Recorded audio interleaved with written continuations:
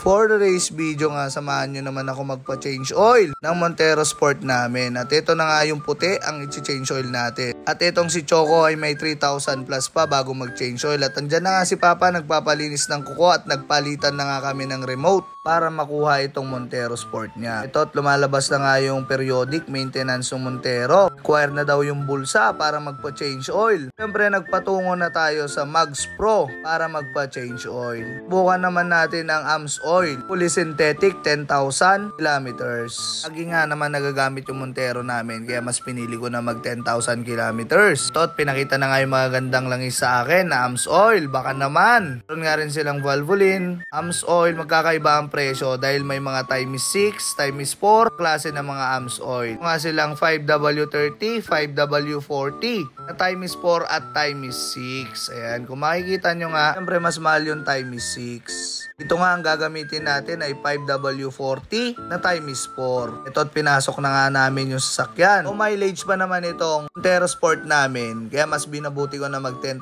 kilometers. Nasa inyo naman yan kung anong trip nyo. Kaya ito muna ang kinuha namin. Lang 1 litro 5W40 times 4. 100% fully synthetic. Ito naman isa 3.78 liters. 7 liters na nga itong kinuha ko at mamaya magdadagdag na lang at titignan na lang sa dipstick. Ito nga Montero namin ay 45,000 odometer pa lang. Napag-isipan ko naman na 10,000 kilometers na ang ilagay. Ito at pinagbabaklas na nga ni Louie ng air filter at cabin filter. Dahil kakapalit nga lang nito ay hanginan na muna natin. Ariwa at hindi pa maitim. At napaka-fresh pa naman. Ito na nga at drenade na namin yung langis. At dilifter na rin yung sasakyan. Ito nga sa ilalim ay tatanggalin na yung engine cover at tatanggalin na yung drain plug. Yan, at pumorma pa nga si Louie. Napaka-itim na nga. Daily use din kasi namin ito kaya naisipan na namin na 10,000 kilometers. Dahil sa totoo lang napakababa pa lang naman ng odo nito kaya okay na okay pang 10,000 kilometers. Nasa 150, 100,000 pwede kayo mag every 5,000 pag bihira rin magamit. AMS oil baka naman nanawagan ako. Dito nga ay tinanggal na rin namin yung oil filter. Makikita nyo dahil pag hindi rin kayo nagpalit ng oil filter ay wala rin kwenta yung pag-change oil nyo. Ito nga ay nakasabayan ko pa si Tito Joseph, si Yanko